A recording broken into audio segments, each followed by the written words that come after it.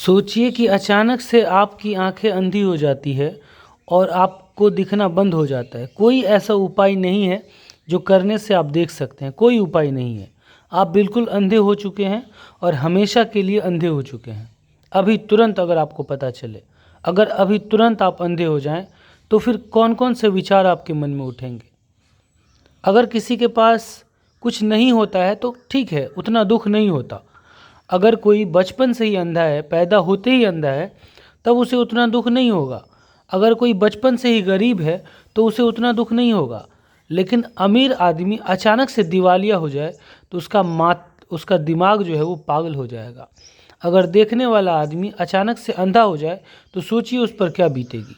यही हुआ था जॉन मिल्टन के साथ, जो इंग्लिश के बहुत बड़े पोएट थे, कवि थे।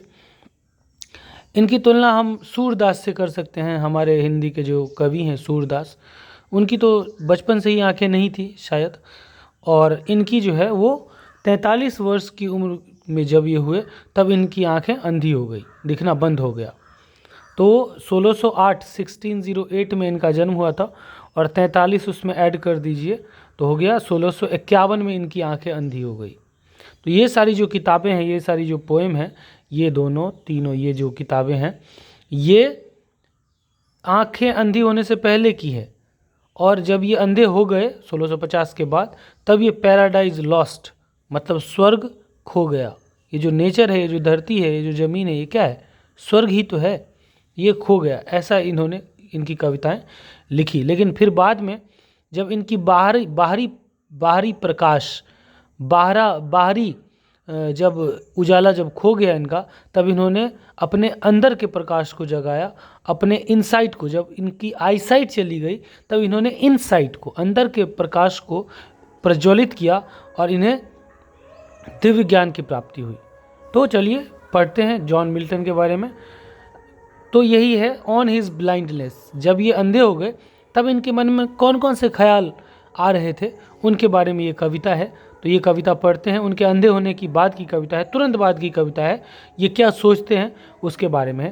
तो चलिए पढ़ते हैं। जॉन मिल्टन 1608 में इनका जन्म हुआ और 1674 में इनकी मृत्यु हुई। Was born in bread street London. इनका जन्म लंदन में ब्रेड स्ट्रीट में हुआ था ऑन 9 दिसंबर को 1608 में। He was a well known, वे एक जाने माने प्यूरिटन पोएट क्या होता है?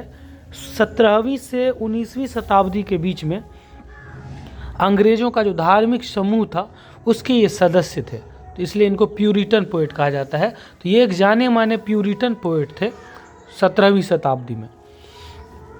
It is widely acknowledged that, ये विस्तार रूप से पर्याप्त रूप से जाना जाता है, सब जानते हैं, पूरी दुनिया जानती है कि he lost his I site, उनकी आई साइट उन्होंने खो दिया था, मतलब इनकी आई साइट तो चली गई, बट डेवलप्ड हिज इनसाइट, लेकिन इन्होंने अपने इनसाइट को डेवलप किया, अपने आत्म दृष्टि को इन्होंने विकसित किया टू द मैक्सिमम, और एकदम मैक्सिमम तक इनकी जो अंतर्दृष्टि थी वो बहुत ही ज़्यादा विकसित हुई।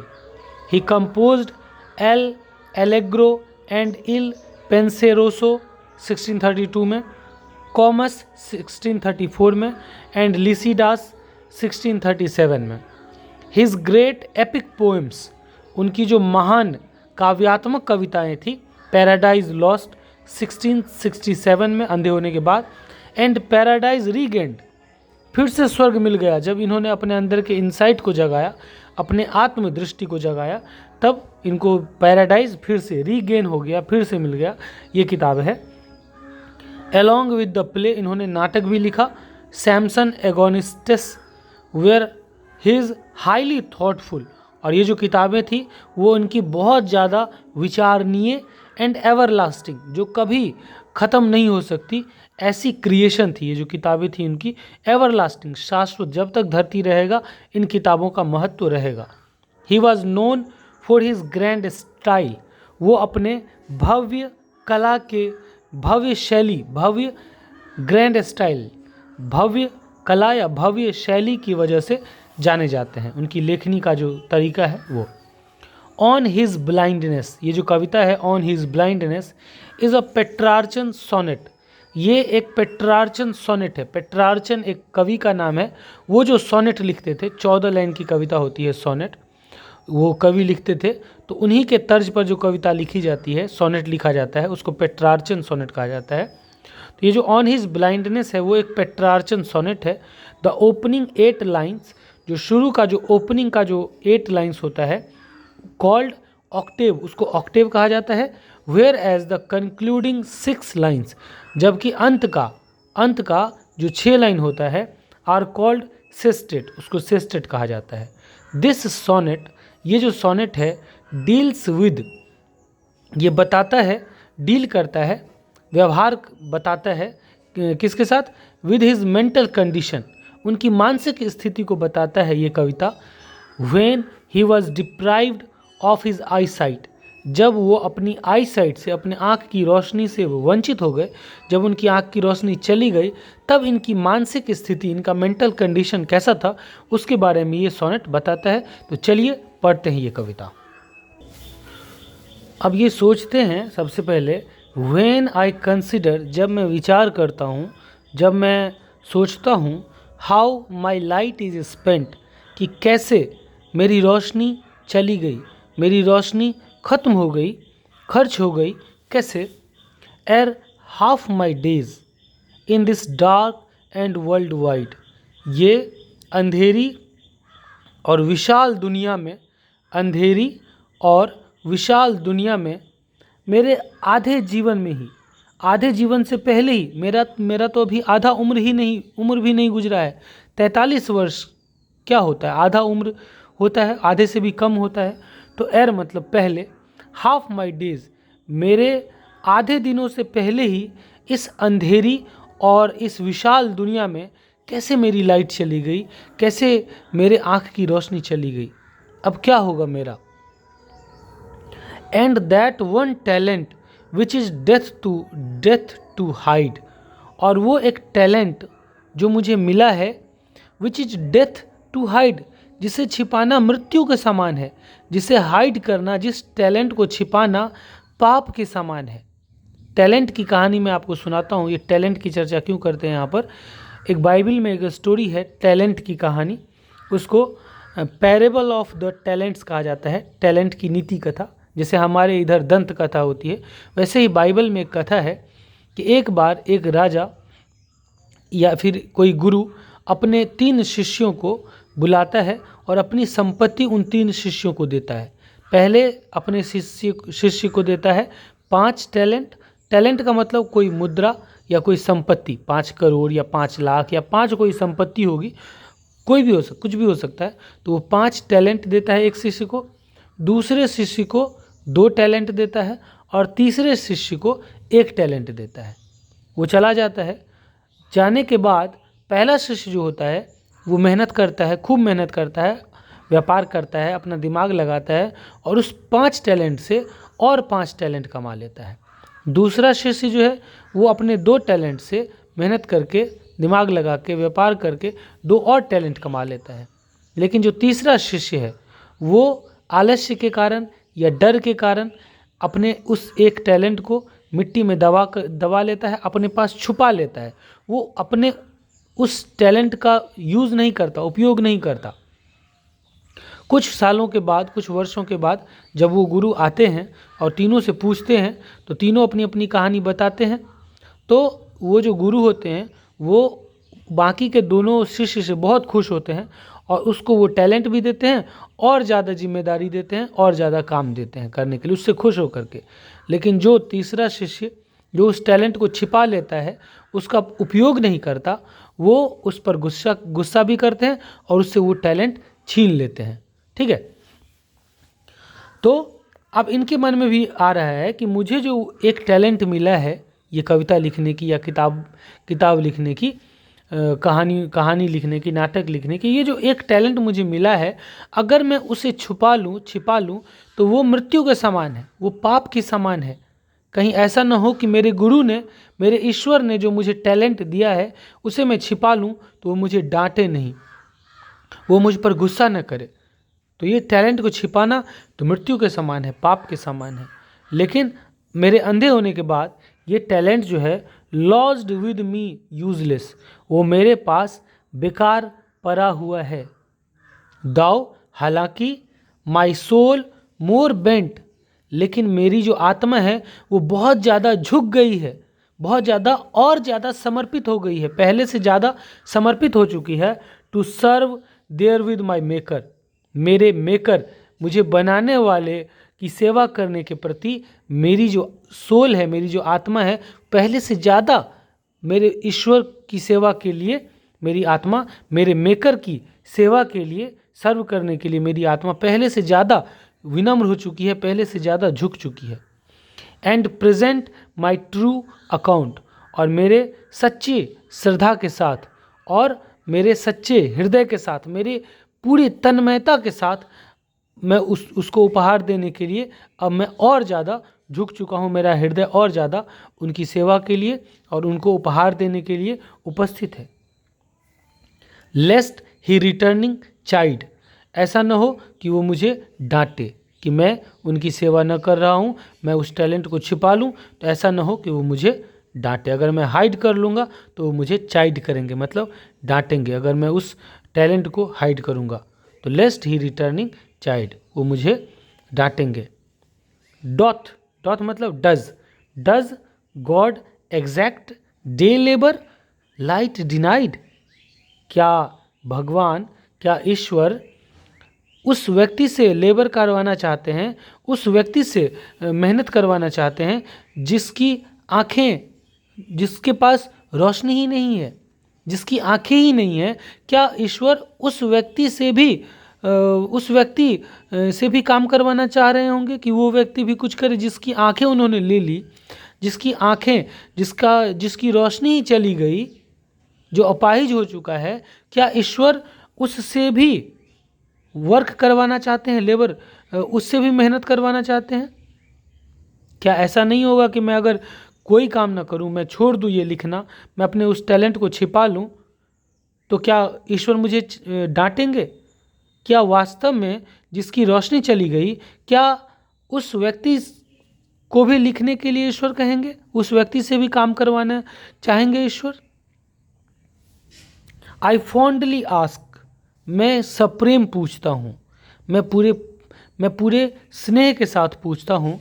बट पेशेंस, लेकिन पेशेंस, धैर्य जो है, टू प्रिवेंट दैट मर्मर, उस मेरे बरबराहट को, मैं जो भीतर ही भीतर बरबरा रहा हूँ, उसको प्रिवेंट करने के लिए, उसको रोकने के लिए, मेरे बरबराहट को, मेरी चिंता को रोकने के लिए मेरा जो धैर्य है,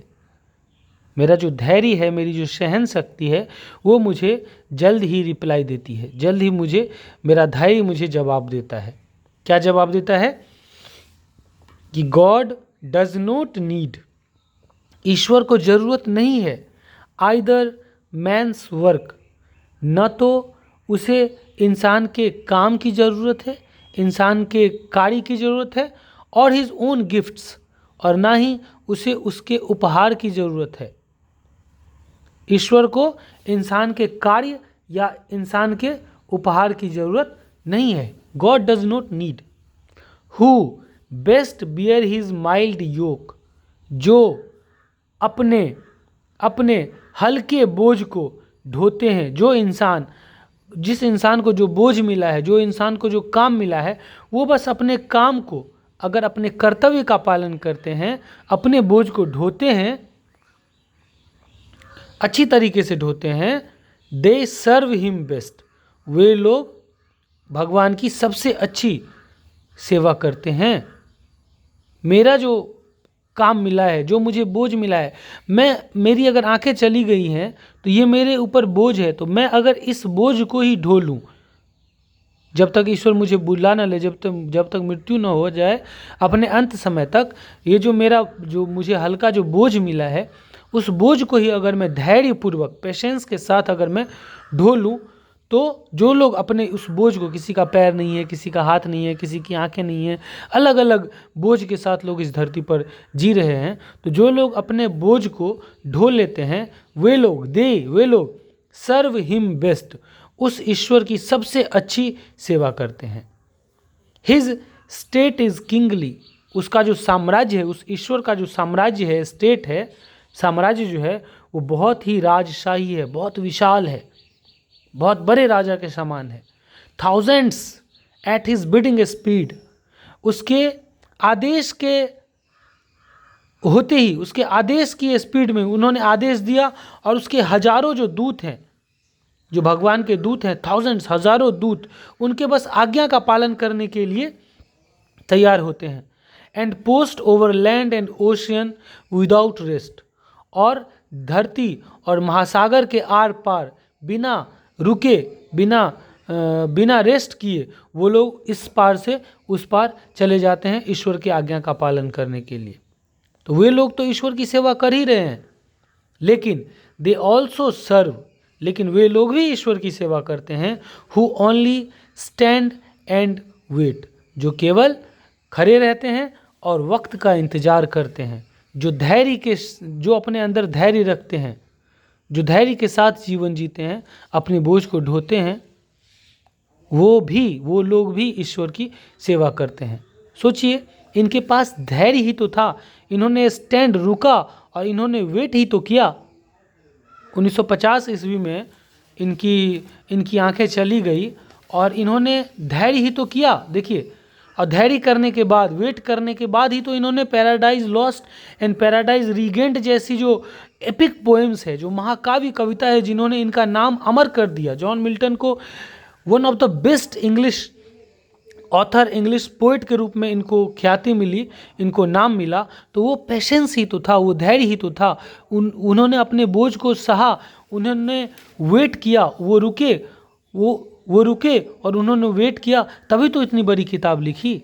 तो वे लोग भी ईश्वर की सेवा करते हैं, जो अपने ऊपर जो उनको जो मुसीबत मिलती है, उस मुसीबत से सामना करते हुए वे लोग रुकते हैं और अच्छे समय का, सही समय का इंतज़ार करते हैं। तो धैर्य करने वाले लोग भी ईश्वर की सेवा करते हैं। ठीक है, तो इसी के साथ ये इस पोएम में ये बताना चाहते हैं कि ज़रूरी नहीं है कि हम कुछ ना भी करें, हम सिर्फ इंतज़ार करें, कुछ ना करें, सिर्फ इंतज़ार करें, तब भी हम ईश्वर की सेवा कर सकते हैं। इनके मन में डाउट, संदेह उत्पन्न हो रहा था कि क्या मेरी आंखें चली गई, और अगर मैं अपने उस पोएटिक जो इनको टैलेंट मिला है, जो इनको कविता लिखने की, कहानी लिखने की जो इनको प्रतिभा मिली है, अगर वो उसका उपयोग न करेंगे तो क्या ये ईश्वर की सेवा नहीं करेंगे? क्या ईश्वर इन्हें डांटेंगे? तो खुद ही इनको जवाब मिलता है कि नहीं, ईश्वर को किसी के कार्य की ज़रूरत नहीं है, ईश्वर को किसी के गिफ्ट की ज़रूरत नहीं है।